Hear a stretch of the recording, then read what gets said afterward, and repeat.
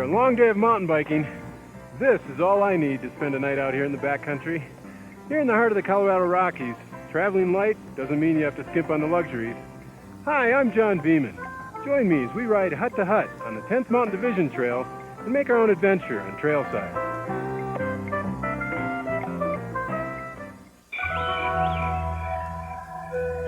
Trailside is brought to you in part by Chevy Trucks. Next time you're having fun outdoors, remember, you're not alone. And LL Bean, providing sporting gear and apparel for people who love the outdoors for over 80 years. And Weider Nutrition Group, makers of Tiger Sport bars. Nutrition for your body, fuel for your sport.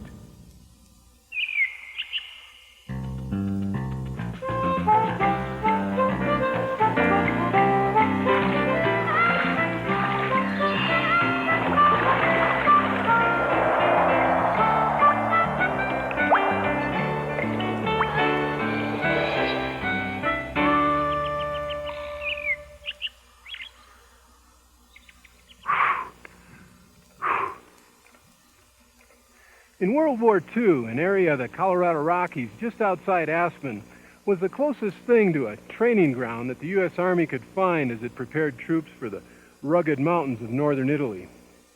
So they built a camp near here.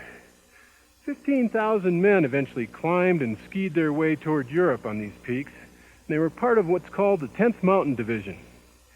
Well, it was 40 years after the war that a memorial to those courageous men was finally put into place. It's unlike any memorial I've ever seen. The 10th Mountain Division hut system, as it's called, spans 300 miles of mountain trails. And thanks to the generous contributions of private citizens, you can enjoy the views from any one of 9 spacious huts built an easy day's hike, ski, or ride away. Those cushy huts mean you can leave the bulky camping equipment behind and hop on a nice light bike. Well, we'll be rolling out of Yeoman Park Trailhead, elevation 8,800 feet. And for the next few days, we'll be climbing and pedaling our way to almost 12,000 feet as we come up and over the Continental Divide. Riding with us is Charlie Tarver, a guy who doesn't mind being described as someone who just refuses to grow up. That's partly the reason why he runs The Hub, one of the country's leading bike shops. And it also explains why he founded the Aspen Youth Cycling Program about 6 years ago. In that short time, his coaching has produced 4 state champions. But you know, if you asked him, he'd tell you that he gets just as much satisfaction out of coordinating the annual Aspen 4th of July Kids Bike Parade. How many kids did you have last year? Last year we had about 110 3 to 10-year-olds. Pretty crazy day? It was a pretty wild afternoon. Well, speaking of wild, look at this bike. What's this? Yeah, what we've got, instead of just front suspension, we also have rear suspension. And so this is some kind of shock absorber right here? Yeah, it's a shock absorber, and what it does, it takes the roughness out of the terrain, which helps actually with the efficiency of the bicycle, but most importantly, it helps keep my back young. Yeah, probably gives you a few extra miles in the course of a day, too, huh? A few extra miles, and we notice them towards the last day. It'll be the nicest. So you're going with clipless pedals? Yeah, they're sort of new to me, but I thought I'd give them a try and see how they work. Well, they're incredibly efficient, and because you've got the cleat on the bottom of your shoe attached directly to the pedal, whatever you put into your bike goes into efficiency instead of moving around like the old toe strap and toe clip did. Mm-hmm. It's also actually safer because this system's designed to release, where the other one's designed to retain. Yeah. So what else? So we got the new altimeter computer too. Yep, I thought I'd keep track of the altitude instead of the miles out here in the mountains. That's more important, right? Yeah, especially by the end of the trip, we'll find that the amount of elevation change that we've gone through is more indicative of how much work we've done as opposed to how many miles have gone. Are you ready to load up the panniers and get them on the bikes? Yep. Okay. To carry gear on a mountain bike, you want to make sure you have a bomb-proof rack that attaches securely to your bike frame. And as far as panniers go, well, there are a lot of systems on the market. The important thing is that your pannier attached securely to that rack. You don't want it bouncing around when you go down a bumpy trail. Hey, now you've got a free-floating rear wheel, so what kind of system do you use to attach your panniers? Well, what we're going to do is use the same points of attachment, but instead of solid metal, using an elastic bungee system. So even while the rear end's active, we got a good solid pannier on there. Hey, on this bike, there's not even a place to carry your water bottles. So what are you doing for a water system? No, there isn't, but I've got a backpack that holds water. And then what I do is just drink through this tube. Allows my hands to be free too, so I can keep holding my handlebars and my brakes. Oh, now that's a pretty slick system. Yeah. Hey, you know, out here, even clothing is equipment, right? You bet. From basic padded bike short, which gives you a little bit of cushion, but a lot of chafing resistance against your saddle. Your gloves. You've got a padded palm in there, helps reduce the friction against your hands from the grips. And if you do happen to go down and take a spill, keep your hands from getting torn up. Even jerseys, no longer cotton t-shirt. Now it's a high-tech fabric, keeps you cool and dry.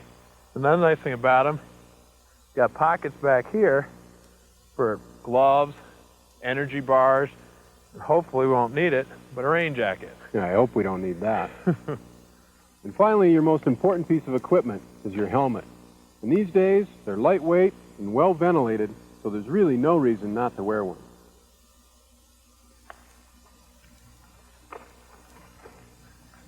So what's up ahead? We got about a 2,000-foot climb. We just want to kind of ease into it, enjoy the view. Now, that sounds like a great idea.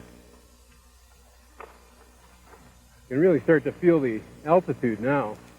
Well, with every 1,000 feet we gain, we lose about 3% oxygen.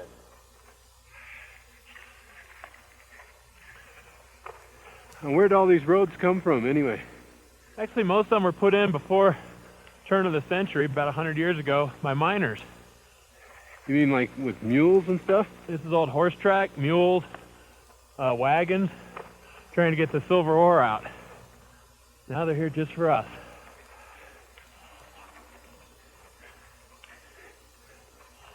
I notice you spend a lot of time on your handlebar ends. How come? Well, I think being on the bar ends gives you a little bit more climbing efficiency, especially if you keep your elbows in. We pull back instead of up. The other thing, it just gives your wrists another position so they don't get quite as tired. Yeah, that feels pretty good. Now, you're really not coming out of the saddle much as we go up these hills. Do you have a theory about whether it's more efficient to sit or stand? Well, I think the only time that you should really get out of the saddle is to stretch your back or a short power burst. For the most part, we've got 24 gears on these bikes. We want to keep our cadence high and really use our gears and become really efficient climbers.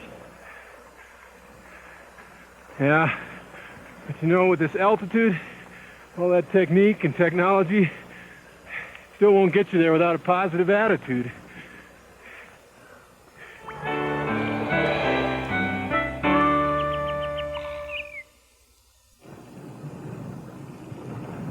So what's the technique for getting downhill safely around here? Well, the first thing you want to do is never go too hard on your brakes. You just want to feather them. Okay. Then keep your body loose. Start with your hands, no death grips on the grips. Keep your elbows bent, take up shock. And the same thing with your legs. Use your legs as shock absorbers and just have fun. That's going to be tough to do out here, isn't it?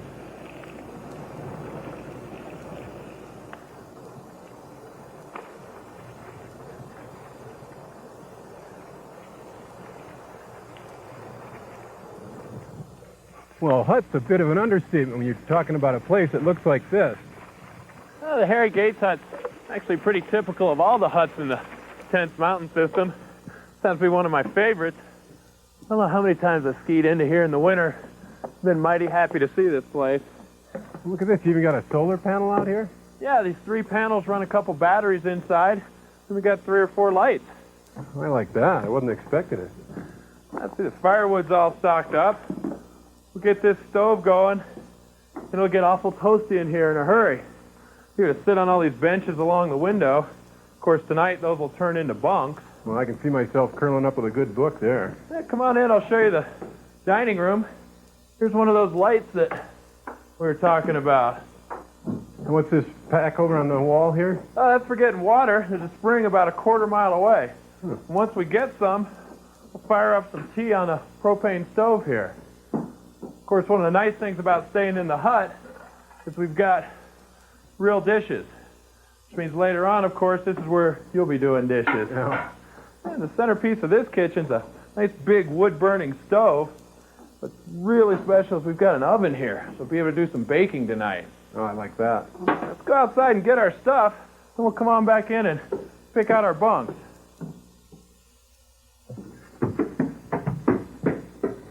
Oh, I like the construction of this place. You know, the exposed logs really give you a feeling like it's solid. Yeah, I think it's pretty incredible. Hey, who's this guy? He looks like he's having a good time. This is an old friend of mine. His name's Fritz Benedict. He's actually the architect of this hut and original member of the 10th Mountain Division. Is considered the founding father of the entire 10th Mountain hut system. No kidding. What, do you just choose any bunk up here? Any place you want. Yeah, I know where I'm going, right here. Oh, these are nice. Now, don't get too comfortable. We still got some single track riding to go do. Oh.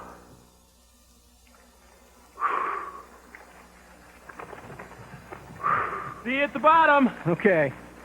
Mountain biking is relatively new to backcountry trails, and while there's still plenty of room for everyone out here, the days of recreational free-for-alls are gone.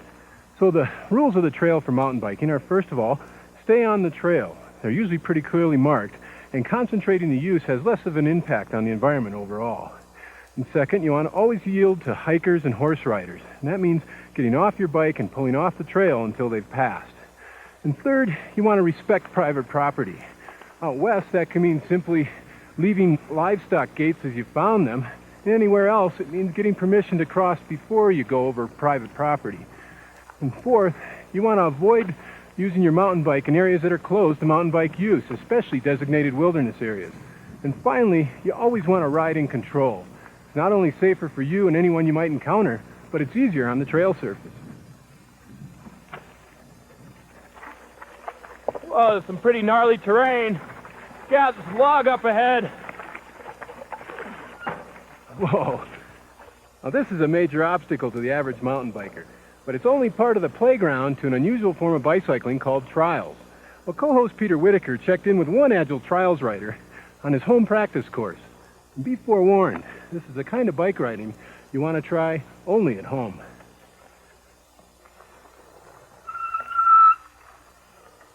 Trials riding is to mountain biking the way rock climbing is to hiking. They're both technical extensions of their sport. Up there is Jay DeJesus, who's a professional trials rider, also editor of Dirt Rag and Mountain Bike Magazine. Whoa! Nice leap, Jay. Thanks. Tell me about this trials riding. Well, trials is a sport that originated in Spain. And the basis is to be able to ride your bicycle over whatever obstacles Mother Nature throws in front of you without putting your feet on the ground. What's the difference between your trial bike and my mountain bike? Well, this is an actual trials bicycle, and the differences are it's got a really low, sturdy frame, soft, sticky tires. Fat tires. Yep. It's got this really low single gear, and this rigid skid plate. Wow, that's tough. Good for bashing rocks and stumps, huh? Yeah, it enables you to grind over things without damaging your frame or the chain of the bike. What about this seat? It looks small. And the seat is actually more of a point of counterbalance than for sitting on. I use it against my calf, and that helps me maintain my balance so I don't have to put my feet down. So it's more for stability. Right. You don't sit down too much on a trials bike. How does riding a trials bike compare to just riding a regular mountain bike? I'll tell you what, let's grab your mountain bike, and I'll grab mine, and we'll head up the hill. All right, to the top? Yep. All right, sounds good.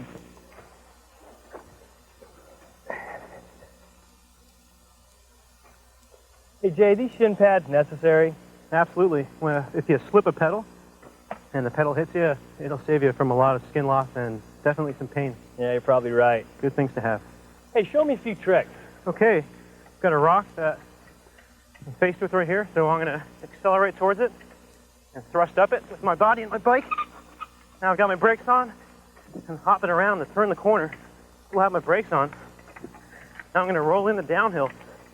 So I get my body back, keep the brakes on, make the corner. Now I've got a log up ahead, and I go with my front wheel and thrust over. Nice ride. Thanks a lot. Let's you try it now, Peter. I'll start with the downhill. Okay. How about a few pointers for the descent? Okay. Just stay relaxed. Stay focused on where you're going. You want to keep both hands or both fingers on the brakes. Okay. And when you start rolling in, get your weight back so you can get some brake traction. All right, well, Here goes nothing. All right. Beautiful. A little rough, but let's go find some more. Sounds good.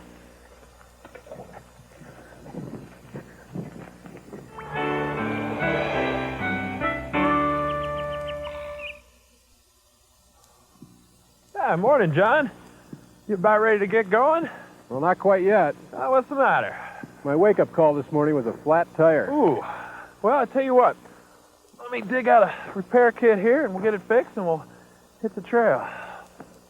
Tell you what, actually, why don't you take a new tube, put it in, and I'll start working on your old one. Oh, you got a spare. Good idea.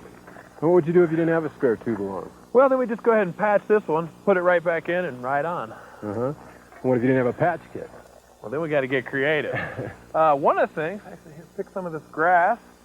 You can actually take grass, roll it up, put it right inside the tire. You can also throw in sweatshirts, gloves, anything to give us a nice, firm ride. Yeah, I guess it wouldn't be the most comfortable ride, but it'd get you home, wouldn't Well, it? yeah, it'd get us home, and that's important. Some other things you can do, take a piece of duct tape, and then cut up an energy bar wrapper. There's a piece right here, because it's going to be airtight. And then just lay that right in over the hole. A little bit of creativity, and we get to keep riding too. That's pretty slick. Then if we get really, really desperate, check this out. Find where your hole is. Oh, you're talking major surgery now. This goes along with the saying of sometimes you got to break a few eggs to make a cake. We just tie a knot in it, simple overhand knot, pump it up like we normally would, and watch this. Now, doesn't this knot create a big lump inside your tire? Well, yeah, we'll have a lump in the tire, but a little bit of a badoop-badoop is an awful lot better than walking all the way to the Betty Bear hut. Look at that. It's actually working.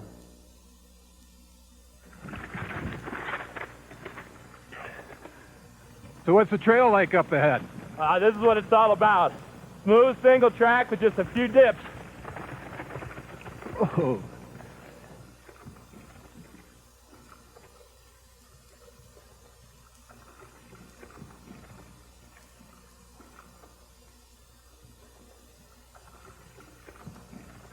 Hey, John, just use your arms and legs to soak up these dips. Whoa. You gotta pick a line, commit to it, and then pedal like crazy.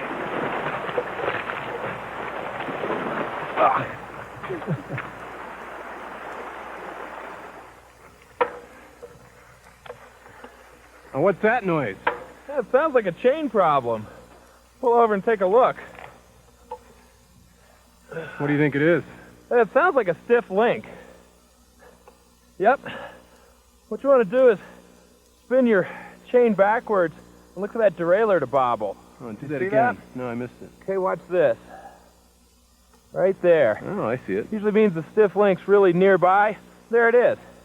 And what do you do about it? Well, all we're going to do is just take that link, force it into a Z, flex it back and forth, reverse the Z, flex it back and forth, and that ought to get it. There we go. Well, that's a pretty simple cure. Real simple. Now, what causes a problem like that? Well, probably remember those stream crossings earlier today? Yeah? Or, I just forgot to lube my chain this morning. Oh. You got some lubricant in there? Yeah, I'm going to lube it up right now, and then we'll get going. All right. Nice, huh?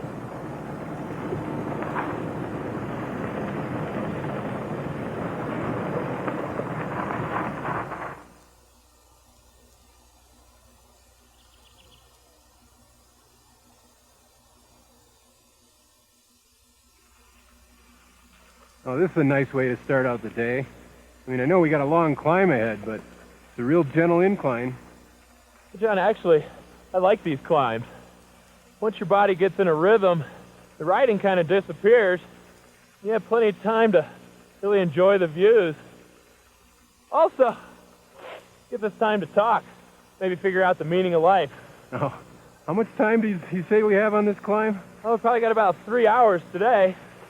Well, Unless, of course, we turn it into a race. oh, well, so much for a leisurely wake-up.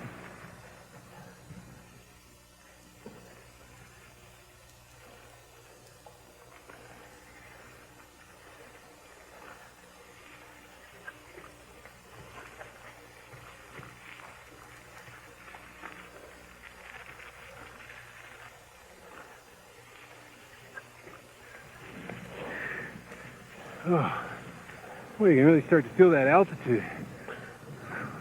Well, we just went over 11,000. Well, hang in there.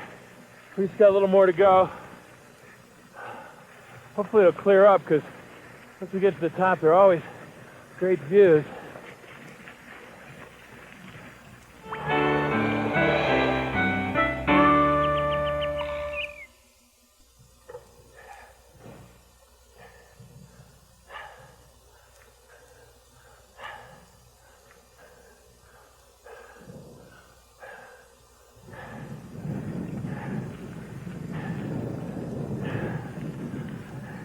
Well, here we are, John. Continental Divide, 12,000 feet right on top of Hagerman's Pass. Well, I don't know if we had enough time to figure out the meaning of life, but it's a pretty nice climb. Well, let's get off, take a quick look. Get out of here before we wish we brought our skis. Yeah. Come on, John. It's just over here, I promise. Now you gotta trust me, Oh, okay? Close your eyes. all right. See this ridge covered with snow over here? Yeah? Right, that big peak, that's Mount Massive. Oh. And then off to the left, way down in the valley, that's Leadville. That's where we're going. All And right. there's the road we're gonna take down. Uh-huh. If you look way back over Hagerman Pass, that nice sunny meadow over there, that's where we started. Wow. Hey, it's beautiful. It's way beautiful. I'm gonna take a picture. Well, sometimes beauty and adventure means simply marveling at nature's surprises and at the people you're traveling with. Often, the most memorable adventures come when you've been hit by the unexpected. Of course, it's comforting to know that you're headed for a cozy hut in the Colorado Rockies. So we'll see you next time on another Trailside. Smile! Okay, Charlie, as we head downhill, I want you to close your eyes. There's a 10-foot gaping hole right in front of you. I trust you.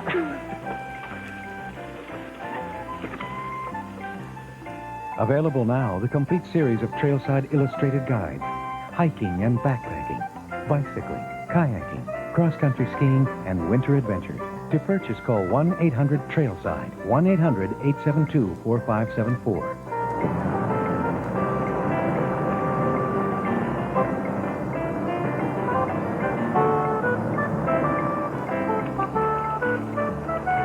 Oh, I love the sound of the wind rustling through the aspens out here.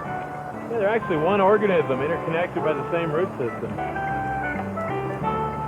John Viehman learns about wilderness survival, rescues, and first aid on the next episode of Trailside entitled Wilderness 911. That's Wednesday, November 15th at 6 p.m. Eastern, 3 p.m. Pacific Time on TSN Outdoors.